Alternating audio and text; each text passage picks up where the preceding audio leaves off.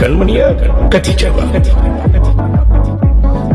நரோஷான்னு நம்ம நரோஷா ரோஹித் ப்ரோவோட பர்த்டேக்கு தாங்க வந்திருக்காங்க. நரோஷாவோட voice over mister Kamal. Kamal ஏன் ரஜினி மாதிரி பாபா சிம்பல் வச்சிட்டு இருக்காருன்னா, ரஜினி சார் டப்பிங் பண்ணும்போது தொண்டை கட்டிச்சுனா என்னதான் கூப்பிடுவாரு. உங்க வாய்ஸ் ஓவரோட பெரிய ஃபேன் ப்ரோ நான். நெக்ஸ்ட் உணவுகளை ஒன்னொன்னா வாங்கி என்னடா பாத்துட்டு இருக்கீங்க? பிரிச்சு எடுத்தோம், பிரிக்காமலும் ஒத்தையில வச்சு சாப்பிட்டாச்சு. கார்ட்டூன் வேணும் இருந்தா தான் சாப்பிடுவேன்னு டிவியை திருப்பி வச்சு ஒரு குழந்தை சாப்பிட்டு இருக்கு. கேங்ல இப்போ பர்த்டே வந்தா கேக்குக்கு பிரச்சனை இல்ல, அப்புறம் ஹோம்மேடு கேக் இருக்குப்பா.